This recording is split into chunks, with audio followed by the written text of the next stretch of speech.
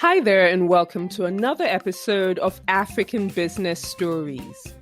Africa is the only region in the world where more women than men choose to be entrepreneurs. What this says to me is that the story of business in Africa is the story of the African businesswoman.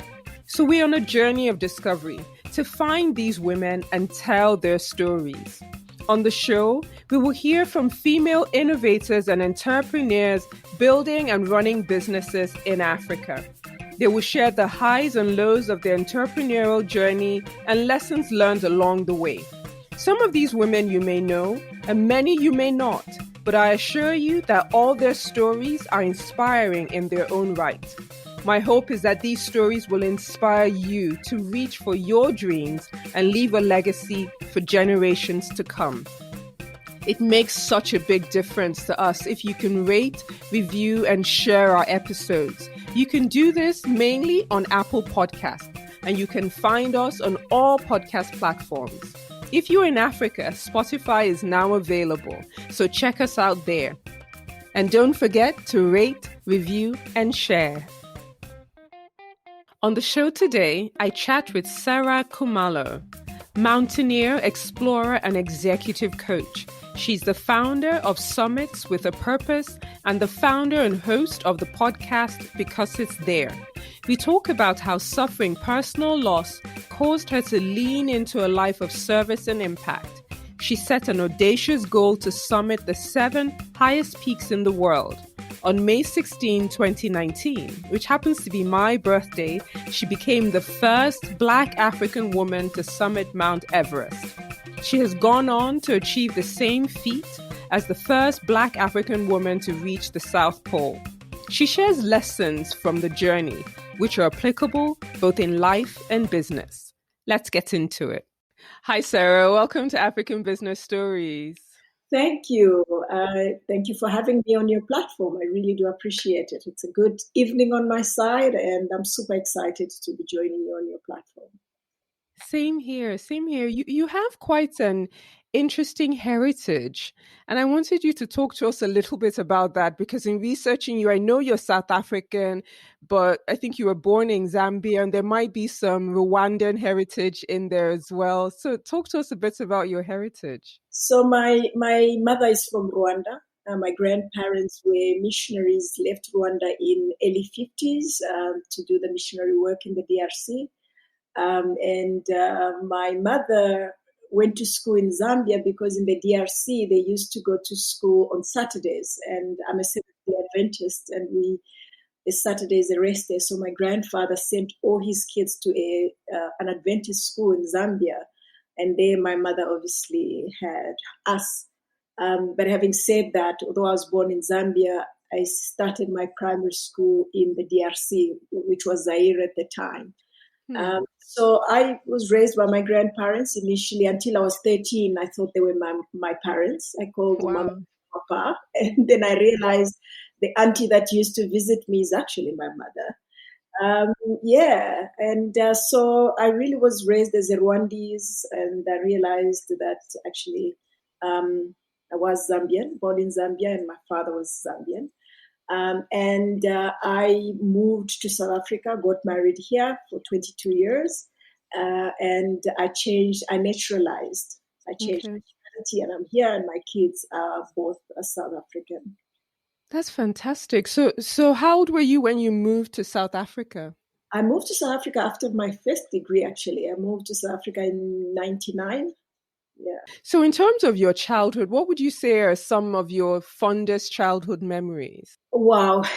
Riding my bike. My grandmother was she was the only woman, an old woman that used to ride a bike.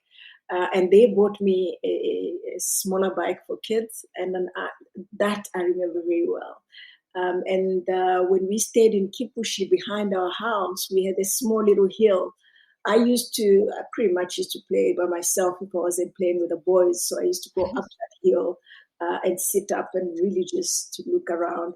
I was pretty much of a tomboy more than anything, and I loved that. Then when I moved to Zambia at the age of 13, I suddenly found myself in the house with my sisters. So we were 7 sisters. So that was chaos. I came from being the youngest to to like the second born with all these, very girly doing hair, and which I really wasn't used to. So that was fun, just having a whole tribe of girls, and I became almost like the protector because if anybody bullied my sisters, I was called and I'd sort it out.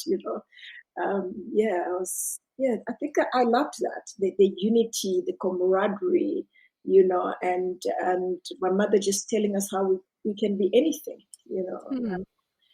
irrespective of where we are. That I remember very fondly. I think that is where I kind of dared to just do stuff. One of the most interesting things, actually, when I moved to Zambia is that my primary school was in French. I couldn't speak English very well.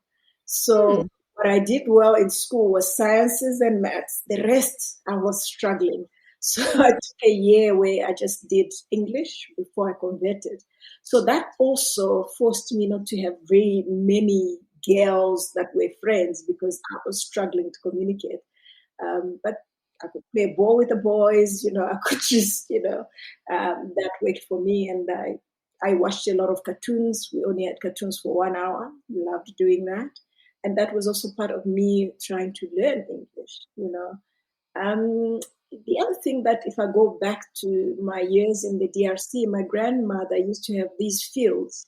So she would plant maize, peanuts, soybeans, and beans. And during holidays, everybody would go. I was so young, I would just be naughty and maybe just collecting this and that, but that was fun. And the stories she would tell while you're doing this or while you're harvesting. That was I remember that very fondly. That's lovely. So what did you study in university? So I did accounting with a minor in MIS computers for my first degree. And when I came to South Africa, I wanted to become a chartered accountant, and I decided against it because I realized it's different numbers, same routine, and it just became monotonous for me. So I decided to actually do CIS, which was introduced to me by somebody when I took you wait for results when you do your A levels. So during that time, I took a job and I was working for this accountant who had done CIS. So she introduced me to it. So I did that. So I am actually a chartered governance officer. That's what I did. But I've always worked in e-commerce and business. So you started your career with one of the major banks, and I read that you suffered personal loss at some point that caused you to change gears.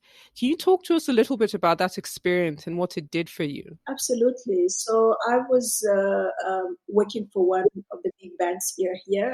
It's the First Rand Group. I was part of the team that were doing their innovations. We started what is called, I joined them when they started eBucks. It's an electronic currency, part of the loyalty program. And it was fun. I was very junior. I worked myself up all the way. And 2009, I really was at the top. And I was also working quite hard. Around 7 o'clock one night, I received a call that I had lost my older sister.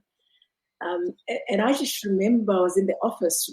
I thought I was alone, but there was somebody else there in the office, and I just started crying, came to ask, wow, what's happening? And it just, I felt so sad, and I started questioning, why? Had she fulfilled her purpose, which quite frankly, probably she had, because maybe it was just kicking me from the behind to say, wake up, what are you doing with your life? And I started reflecting whether, what I was doing was actually, did it mean anything? Because my grandfather always used to say to people or to us, to say, if you do not live a life of service, that is a life wasted. And when I moved on to Zambia, my mother is really a go-getter, like the sky's the limit. And I questioned whether was I reaching for the skies? It didn't feel like that, and was I living a life of service? No. Yes, I had a house, I had a family, I had a car, I had a form of success, if you say that, but it just didn't feel like it, you know. So I quit my job, lost a few shares, and it probably was an emotional decision.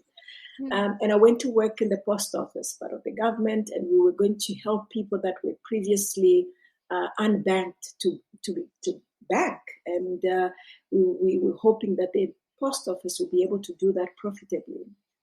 So that for me was like, maybe this is, you know, I suppose my why, but at the time I didn't call it that. This was like, this is my service, this is my giving back, this is the reason that I was put here on earth. And it's also the realization that she just died, no warning.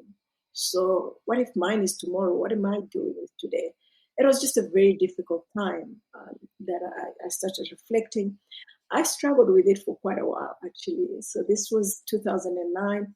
Left my job within 4 months, you know, and I moved to the post office. At the post office, it really didn't work out. I was headhunted in another company. What it was interesting in that company is every department was kind of encouraged to adopt a charity. So I adopted a charity that looks after street kids. It's called Kids Heaven. And at any point, there are between 180 and 200 street kids. And this was a time when there was troubles in Zimbabwe, the DRC. So there was lots of street kids with foreigners that they were looking after. And every month we would take these kids either for a hike or just on an outing, you know, to really show them how a family composition. So I'll take my kids, other people will take their kids as well. And every month we would ask for donations in the office, you know, just about month end, asking for donations. And it was very clear as time went on that as soon as people see you coming at that time of the month, they know they look busy because there's donor fatigue, you know. And one of the people that I was doing this project with, we were leading the committee, said to me, no, she's going to Kilimanjaro. And I said, but that's something on my bucket list. I would love to come with you. And then I proposed to say, but I think we should use it to raise money, you know, for the home, because then we'll do something a lot more impactful and big without really begging the office. And we did exactly that. We raised money, enough to build an outdoor gym, and we converted a room into a library because the kids needed a place to do their homework. Then something happened when we were handing over. One of the kids in the home, remember we used to take them out, so we interacted with them a lot, came to me and said, do you really come from the township?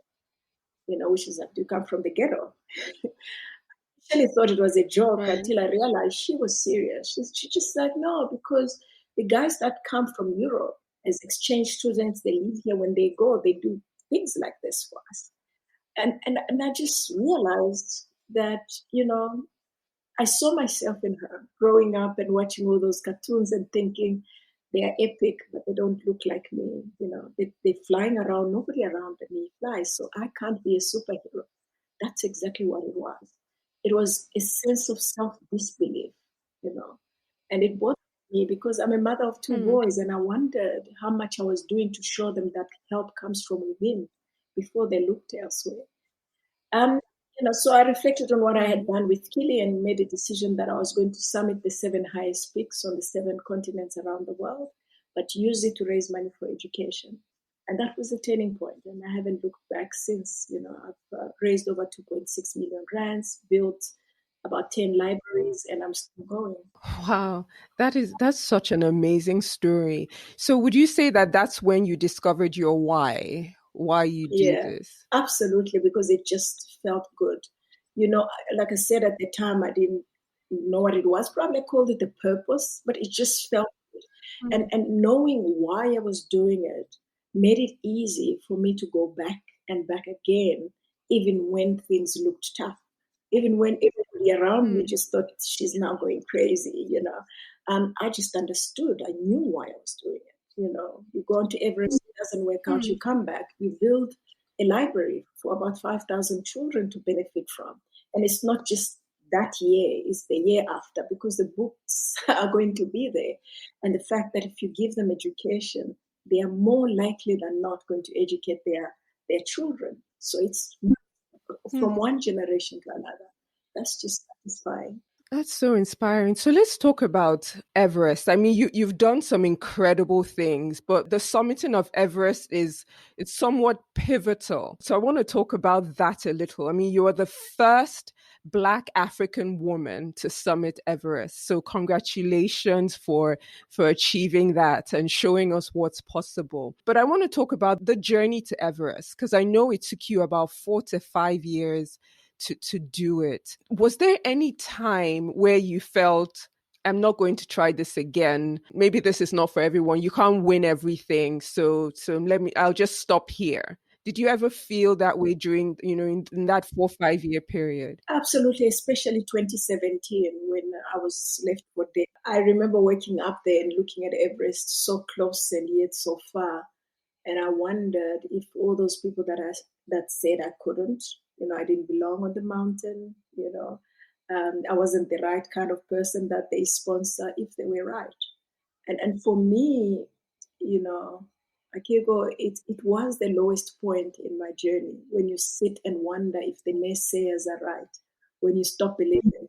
When they say, you don't belong here, and inside you've got this fire of, I'm going to defy them, I am going to show them that I belong where I want to, so that next time they see somebody like me, they don't question them because of the color of their skin, because they don't have enough testosterone, but because of their ability. Give them the benefit of the doubt like they give any other person on the mountain. At that point, that was gone. I just was really defeated in 2017. Any other time before then and after then, absolutely not. I always knew, and the one thing and a methodology that I've picked for myself is to always look at what did I learn from this experience. Right. Every time I have like 2 pages of things that I would have learned from the experience. So let's start with my Everest journey, my initial one. I got onto Everest in 2014, you after I had gone to the French Alps, trained, and I got there, and on I think the third day, an avalanche killed 16 shepherds. People, when I look back today, they probably deserved to be on the mountain more than I did. They were a lot more experienced, they had years, they were a lot more trained, but they died. And I remember just getting shaken, going to people that had more experience to try and figure out, so what do we do? They were just as shocked and afraid as I was. I just remember one person actually picked up their bag and ran away from the base camp. So it was just very clear that it was a personal journey. And if there was ever a time that I could have given up, it was this time, because I went to Everest with all these romantic ideas of, I'm going to get to the top. I have read about people dying, but it doesn't happen to me. But you get there and this thing happens and it just becomes real. And a friend sent me a message to say, figure out what you are meant to learn from this experience, and it will be very Right. clear how you need to move forward. That was my saving grace. And that's when I started doing these lists. And what went wrong? We lost 16 amazing shapers who were experienced. I didn't get to summit. But you know what? I learned my weaknesses on the climb. I learned, I climbed other mountains in the Himalayas. I became a lot more wiser. I learned also that yes, people die. It could be me. I could be one of them. So I need to be careful. I need to be cautious. I learned that my training, which was mainly in the gym, wasn't good enough. I needed to do more cardio. I started running. I started cycling. So there was a lot more to look forward to when I went back. And I went back in 2015 on the basis of the positives that I put up. And this is where I really say this is failing forward. And it's Right. also making a conscious decision that the world and anybody next to me is not going to tell me when I've succeeded or I've failed. I decide that. And it's only when I've failed to learn from the specific experience that I've failed. Because if you look at all my attempts, which were 3 before I summited on the fourth one, they all played a role in my summit on the 16th of May 2019.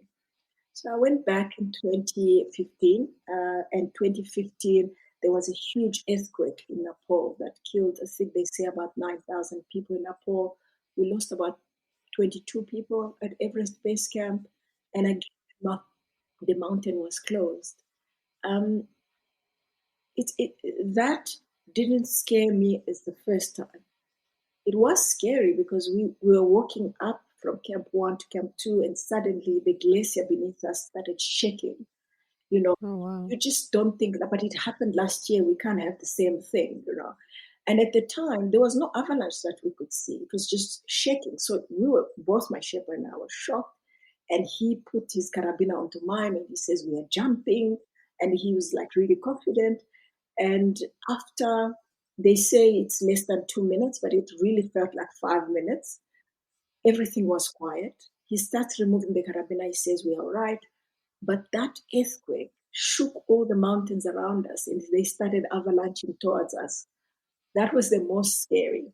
Most scary because the shepherd who was confident in the first when the ground was shaking, suddenly he started praying, Oh mani pemeo, and he looked scared. And I was thinking, that's it, I'm done. Like this God of his that he's praying to Oh, wow. doesn't know me. I need to just go to my Jesus because that's what I am, a Christian. That's what I was raised doing and believing in. And I always say to my team, it showed me what kind of a leader I want to be in times of crisis. You know, confident, assertive.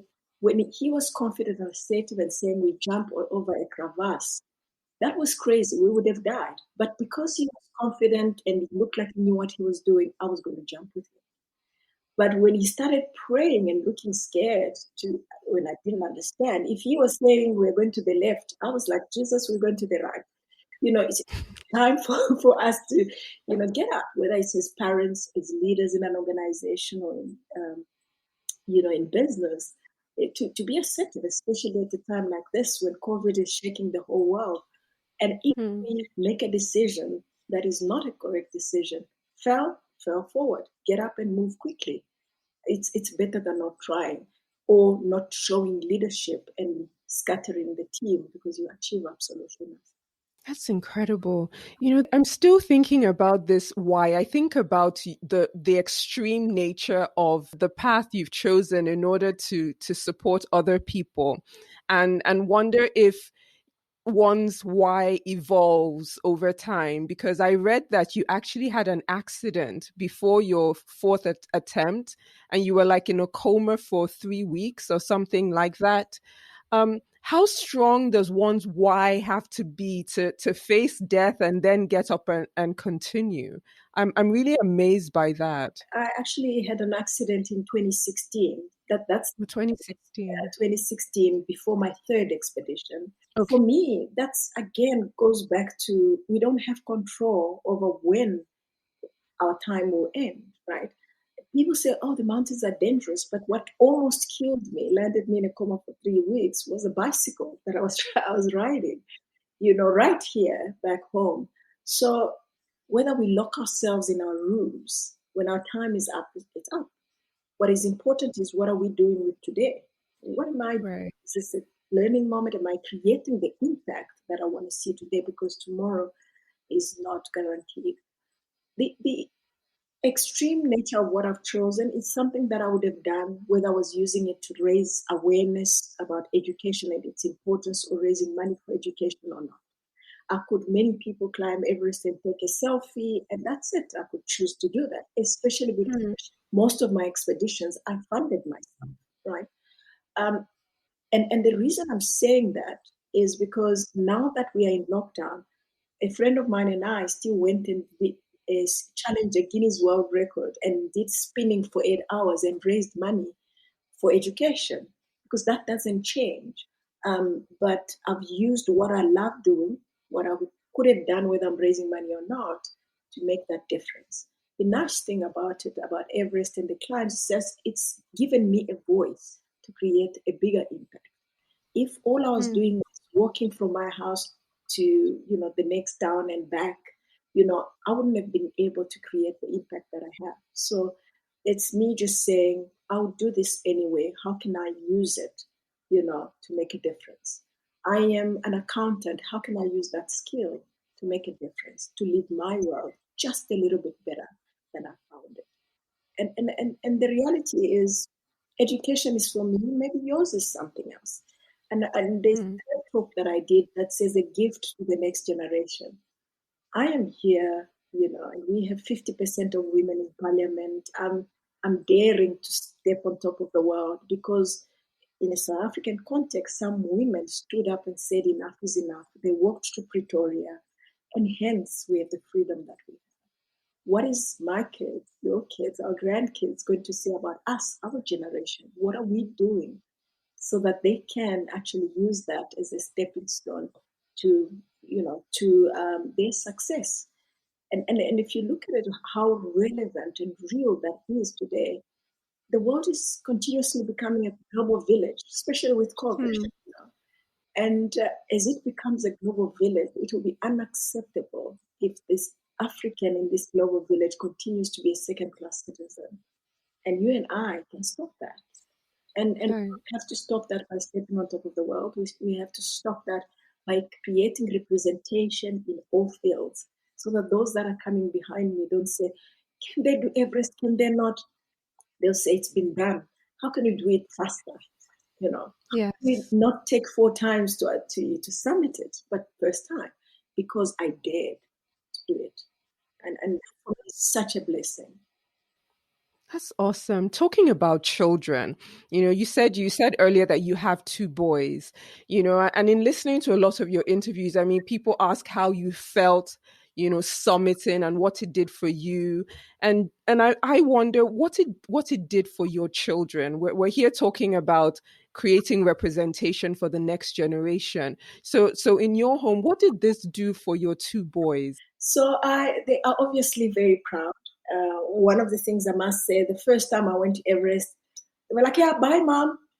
After the shepherds died, it's like, this thing kills people. So it's like it's become real. So it's real conversations. And we always joke, and I say to them, I'm going to take life preserving steps, you know. So I'm not going to summit at all costs because I know I need to come back to you, right? If anything happens, it's not because I was careless, just like accidents happen on the road, we don't stop driving, but we drive a lot more carefully. So that's a commitment that I've made with them. My son wrote a song for me after I summited, and he says, he talks about how I have shown him that perseverance and hard work pays.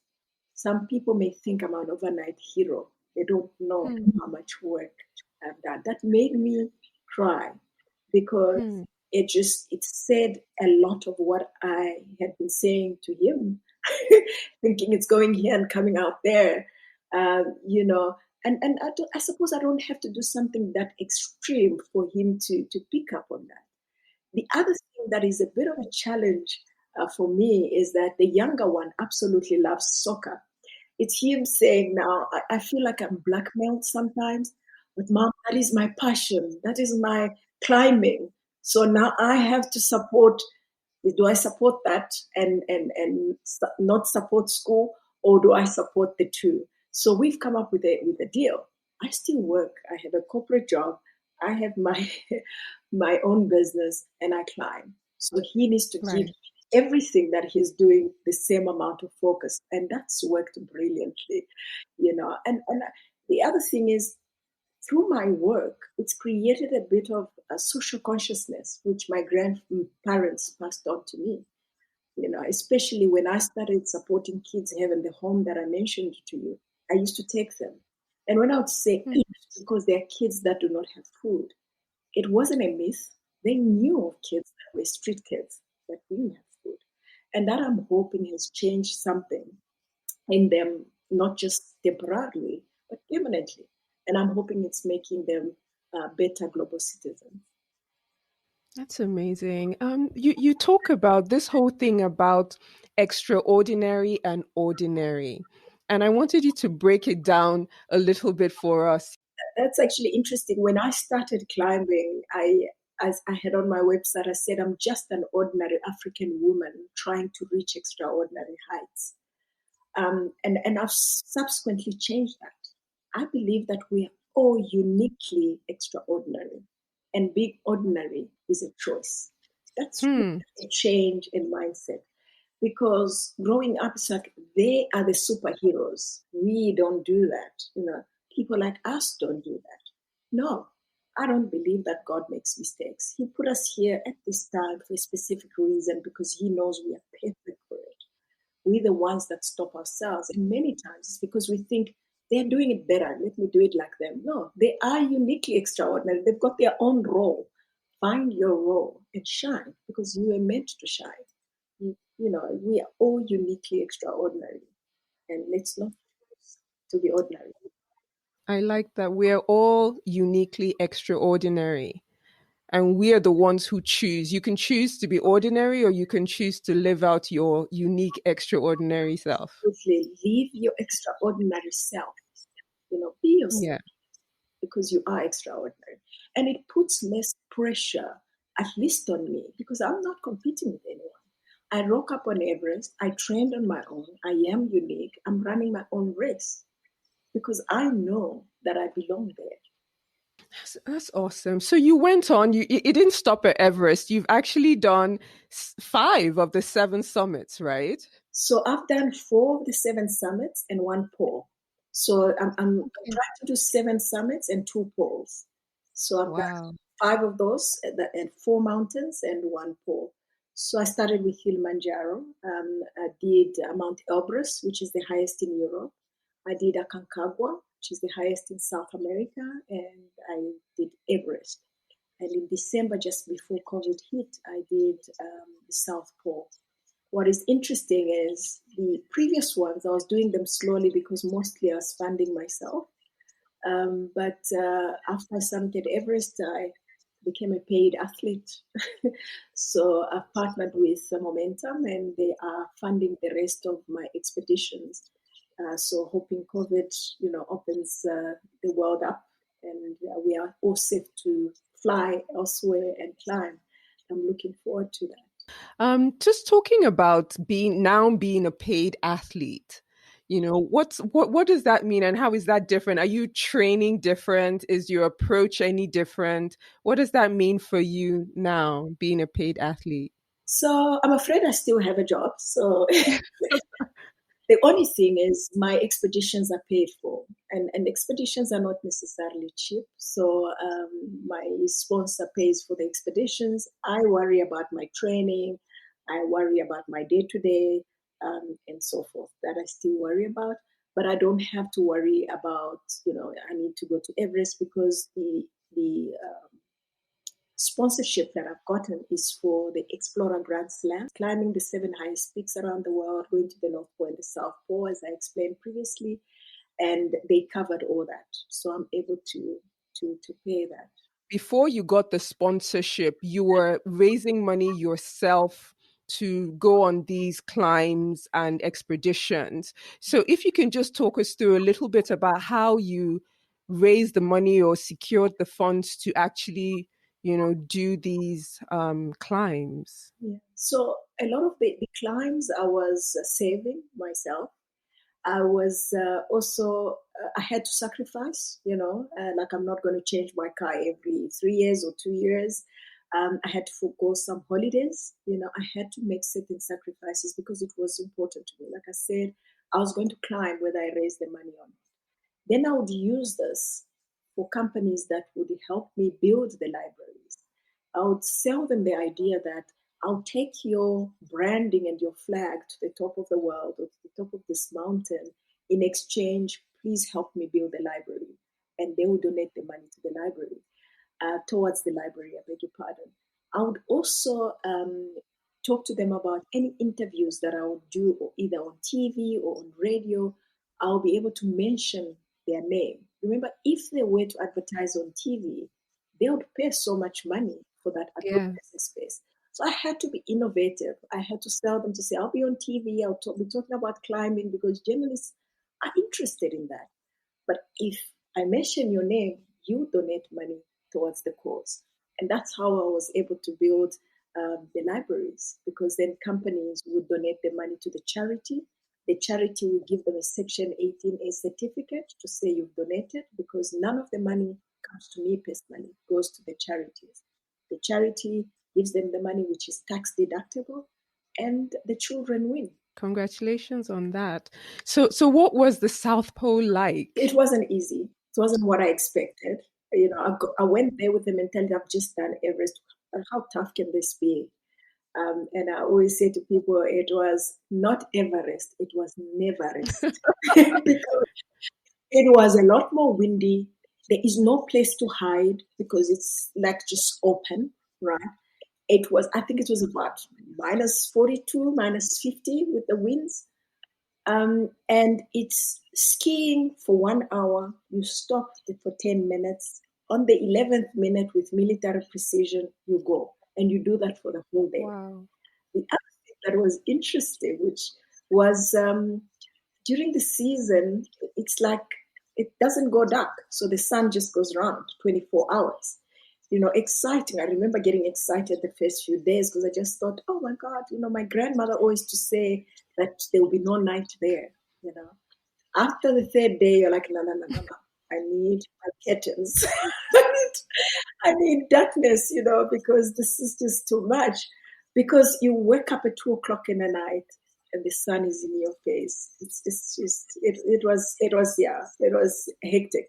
And what I loved about it is everything you take on Antarctica or on the expedition, you need to bring back everything, absolutely everything. So it's quite clean, and everybody's conscious of the environment. You pitch your own tents on Everest. The Sherpas put tents for you. Pretty much what you do is just climb. There, you ski yourself, you carry your own stuff, you pitch your own tent, you dismantle the Wow. tents, you go, pitch the tent. So it was a lot of hard work, and I have a lot of respect for polar expeditions, than I did before I went. Wow. So what would you say are some of the key things you've learned about yourself and how you approach life? A lot. First of all, I think they've humbled me. You go out there, you realize how much of a small speck we are in the bigger scheme of things. It's also realizing that I am capable of absolutely anything that I put my mind to.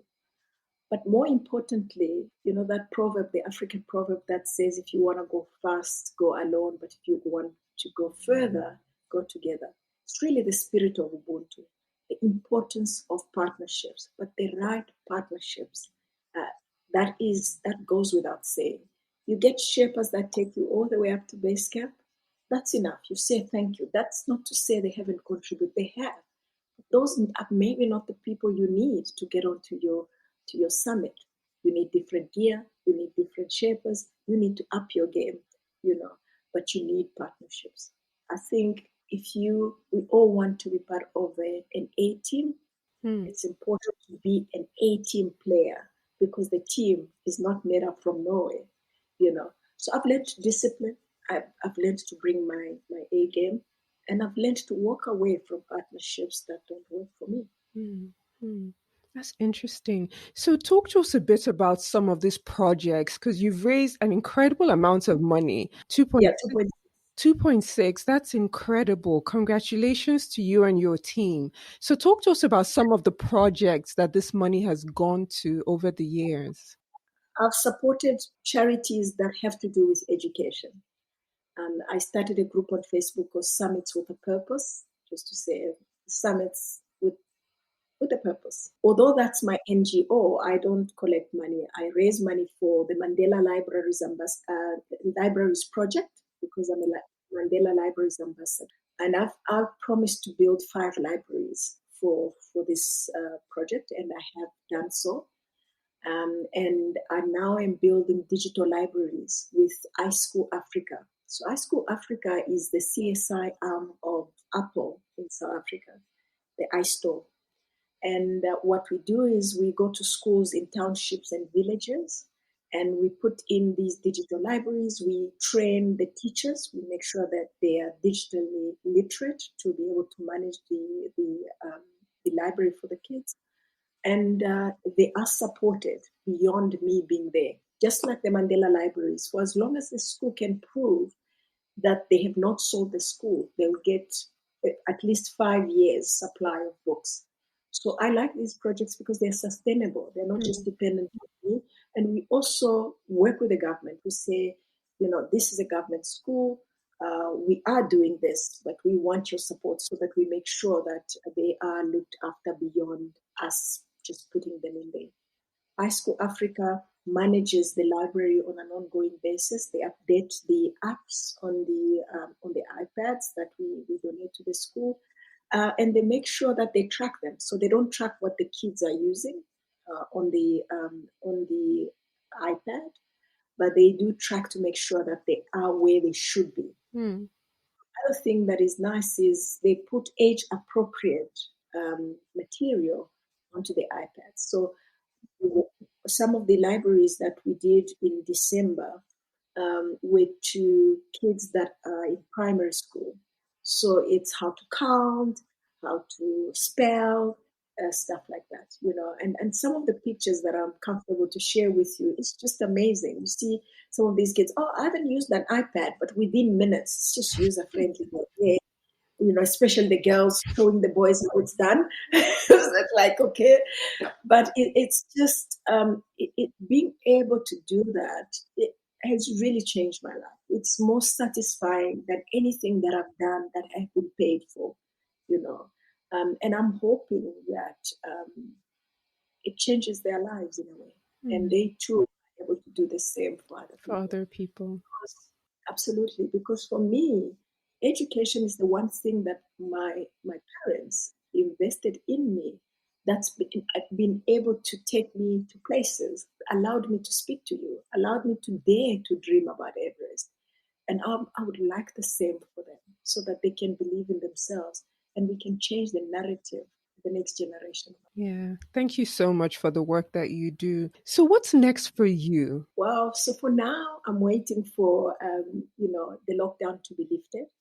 I was meant to go to the North Pole in April 2020. It was moved to April 2021, and it's been moved again to April 2022. So I'm waiting for that. Denali, that's in North America, I've moved that to 2022. More likely than not, depending, I may do Castles Pyramid and Mount Vincent at the end of the year. So we'll see. And did a little bird tell me that you might be starting a podcast? Yes. Yeah, I'm looking forward to it. Actually, it's really a podcast. I'm calling it Because It's There. It's something that George Mallory answered when he was asked, "Why climb mountains? Why do you climb Everest?" He says, "Because it's there." It's an answer which is really, one would say very clever, but quite frankly, it really says why being a leader, at least for me, I'm asking myself, I'm asking you, why be a leader? Because you are, because it's there. Why be extraordinary? Because you are. We all are extraordinary. We are all leaders, irrespective of where we are. If I'm at the desk as a receptionist, I am a leader in my own right. Leadership is not about the office, and I'm hoping that it inspires Africans on the continent to take their leadership role. We keep saying, let's claim that seat at the table. No, we've never lost it. We've always been at the table. Let's just act like it. Let's be ourselves. Let's be leaders. And I'm hoping to invite people that have made it, people that have struggled before they've made it, to share their experiences so that we can learn from each other. Fantastic. So do you coach? Yes, do you coach people? During lockdown, that's when I started coaching. Because what happened is, as soon as lockdown happened, I had international speaking engagements. They were all cancelled, stuck. So I was like, okay, how am I going to do this? Then I did a few webinars. I did a webinar in the UK, webinar in Australia. I did 2 here, just to put myself out there. And then I discovered, you know what, I could actually coach people, because normally I mentor people. I don't charge them. This could be a business. So I built, my coaching business. And I thought, but maybe I need certification. So I went to UCT, University of Cape Town. I certified. and I did Strength Finder coach, and that's US based. I certified, and I started taking clients. Wow, that's amazing. So, Sarah, how do you actually keep it all together? How do you juggle all these different things? Um, that's an interesting question. Sometimes I ask myself the same. Somebody asked me that, and I came up with a clever answer that I must have it from somewhere. We all have 24 hours. So if we sleep 8 hours, which I must admit I don't sleep 8 hours exactly, and we have 8 hours for the boss, there's 8 hours. I can decide what to use the 8 hours for. If I'm going to spend 4 with my family and I've got the other 4, what am I doing with that? How much of it am I using to train? How much of, like, there's just no time. Whether it's when I'm sitting, if you look behind me, you probably can't see it. When you turn around, there's my spinning bike. You know, um, if I'm on a Zoom call and I need to actually spin, I bring my bike close by and I'm listening, I'm participating, but I'm doing something. We can multitask. But more importantly is to understand what is your why, what is important to you, and how do you prioritize that. So anything that's important to me, I prioritize it. What is not, I'm very quick to just let it go. I'll do it another day because it's not important at that time. I think many times we try and do everything and we end up being mediocre. And you can't do a half. Hmm. If you do a half job on the mountain, you lose your life. At least if you do a half job in business, you may lose money, they may forgive you, but on the mountain, you will remain up there. Wow. So, my last question, Sarah, is if you could give one piece of advice to women building their businesses, building their careers, facing their own Everests in their lives, what advice would you give to them? The biggest one, you've got this. You are extraordinary. You know, be yourself, believe in yourself, and don't be shy to ask for help. And it's important, but it's the right help. But at the same time, be comfortable to walk away when the help or the partnership that you are in is not working for your success. We don't have too much time on earth. We have limited time. So guard it jealously, use it meaningfully, be accountable for yourself before you look elsewhere.